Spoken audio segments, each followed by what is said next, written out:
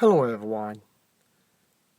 I'd like to share a talk from one of the Kingdom Halls.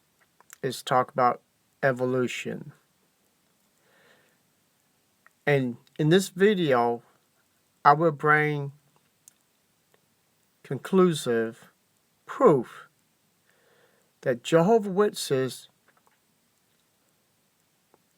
basically have similar teachings just like evolution.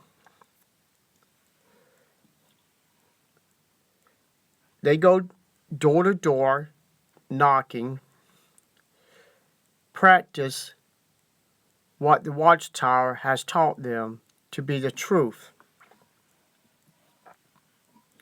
Darwin, Charles Darwin, he taught people that evolution was the truth. So let's get into this talk and let he try to explain about evolution, and we'll take it from there. Over 130 years ago, Charles Darwin wrote a book called The Origin of the Species. That was a basic title. In the Wake article we had some time ago, it gave the full, lengthy title. He, of course, was not the originator of such an idea, but merely built on what predecessors had already formulated about how life might have started. Okay, I'm going to pause it right there. He said that Darwin didn't quite have the ideal of the information of the evolution. It was from other people. Same thing like Jehovah Witnesses. Charles T. Russell got his ideals from the Seventh-day Adventists and other people ideals, which some of it is based on Jehovah's Witnesses teaching. If they didn't particularly believe what the Holy Bible had to say about the creation, with fundamentalists teaching that it was 6 24-hour days, and scientists could never believe such nonsense as that because Jehovah doesn't need to rush things. It takes 9 months for a baby to grow inside of a mother's womb. Why would it take 6 24-hour periods to make heaven and earth? Pretty sensible idea. But as a result, many rejected belief in creation, as the Bible spoke about, and in a creator.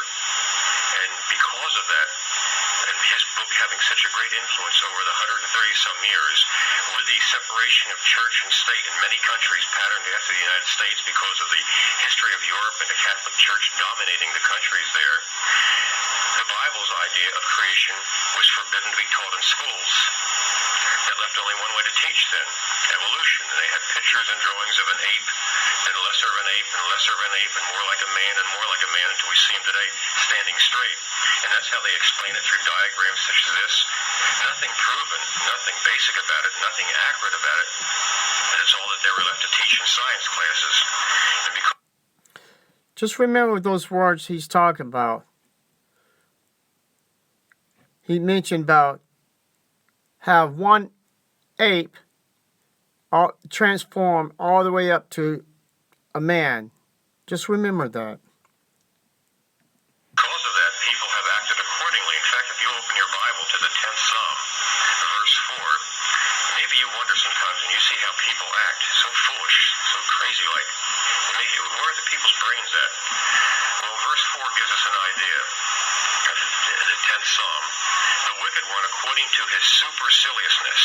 Now, you've read that word before here. You know what that means? It means to be like you're a highbrow looking down your nose at anyone else's ideas. Your ideas are very lofty, and if anyone disagrees with you, well, they're just nothing, their ideas. And so the wicked one according to his law. Doesn't that sound like Jehovah's Witnesses when you try to show them from their own literature that they were supposed to examine from their teaching of the Watchtower, that there were so many lies, false dates, twisting doctrines around? Does it sound like that they basically put their mind someplace else so they won't do no thinking to see the truth? The organization has been lying to them? Lofty ideas or superciliousness makes no search. All his ideas are, there is no God. And since people feel this way, that there is no God, well then people are free to act and do what they want because they're not accountable. And if they get away with it from man, well, no problem. There is no God to have to answer to. So you live your life, you die, and that's all there is to it. And if you're going to be like that, well, you might as well have a good time while you're living and get all you can and don't worry about the next person. And as a result of all this then, school books, popular magazines like National Geographic, Time-like publications, which are very well respected, they don't even try to explain evolution anymore. If you read any of their publications, Channel 13 with their Nova series and Nature series are very good, but they just say evolution did this or evolution did that because they feel that most people accept it. This is a proven fact to them. It was proven way, way back, and you don't have to... Well, just like Jehovah Witnesses, JW.org, there's other websites out there showing and proving that JW.org is a website teaching almost the same lies of evolution. Jehovah's Witnesses think they are a superior race of religion. To worry about it anymore. You'll have to prove it all over. But it's never been proven, of course.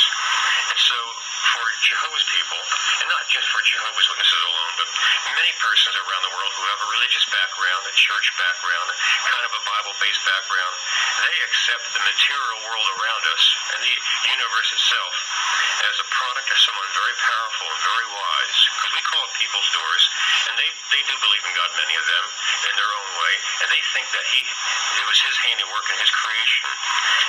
But yet, the marvels of creation that we see around us reflect something about the one who made them. If you'll turn over to the 19th Psalm. I'm going to stop it right there.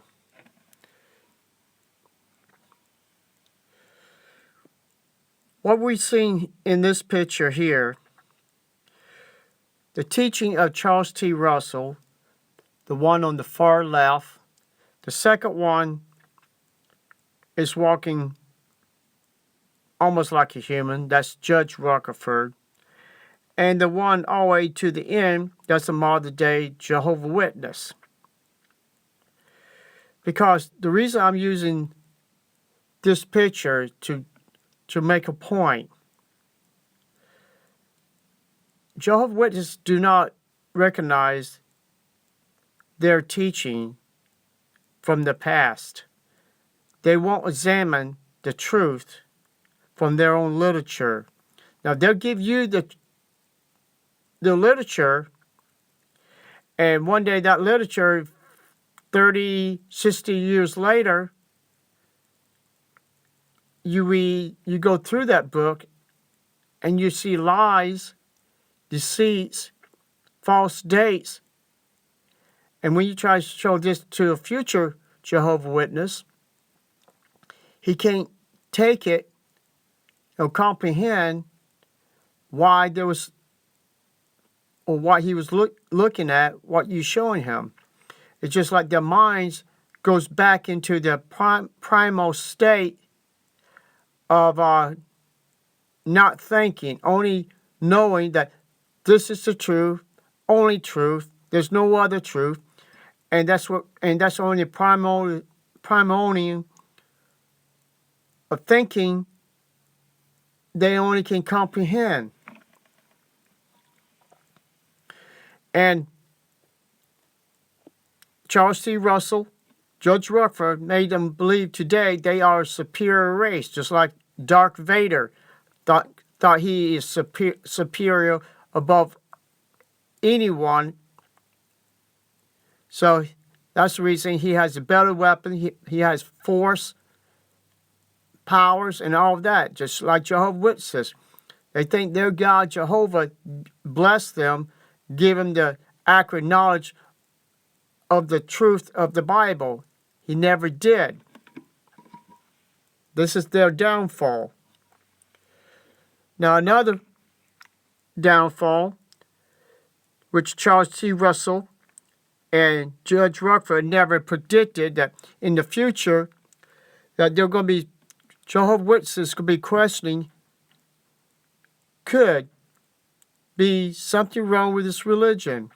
So they're going on computers, their phones, iPads, anything that is got to do with the internet.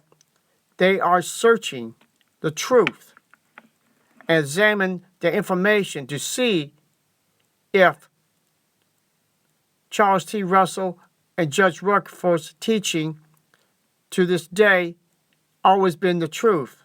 And they're finding out, like I did and others, that it never was the truth, never will be the truth, and there's no future of being a Jehovah's Witness unless you want to die in this religion, just like other false religions and other dangerous cults.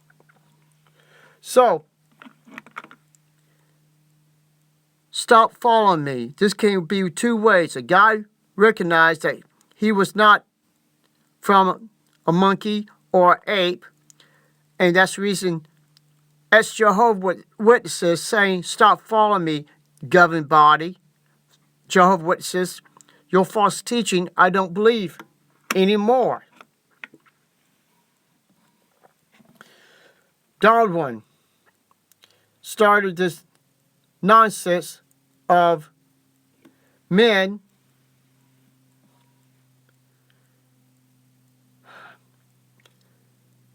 was apes in the beginning. Now you notice, if you take the word Darwin out, you can use the name Charles T. Russell. This picture of Darwin with an ape body, that could be Charles T. Russell and Judge Rutherford and the future of Jehovah's Witnesses if they don't wake up. Your mind is belong to the watchtower. Man's mind thinking that if he came from apes, is he part of a past that never happened because he didn't believe in the Bible? Well, what happened to Jehovah's Witnesses today? When you try to talk to them, reason with them, just like this poor sister opened the door, started talking to a Jehovah's Witness. His mind went back to his ape stage, thinking, and shut down his mind of reasoning when she's trying to teach him the truth about Watchtower's ways. And what he did, he turned to his primal state of being an ape from Charles T. Russell and Judge Rutherford's teaching. Who's today is the blame for all Jehovah's Witnesses? It's just like the lies of evolution, the lies of Watchtower. These men here is the ones that's transforming all Jehovah's Witnesses into apes, and they don't even know it. Or they believe that these men is their savior, and they are not. People, you need to do research. You need to see the truth for yourself. These men are following Judge Rutherford, Charles T. Russell, so they are apes in disguises, and they're transforming you in the same thing, just like this person here. Wake up, Jehovah's Witnesses, before it's too late.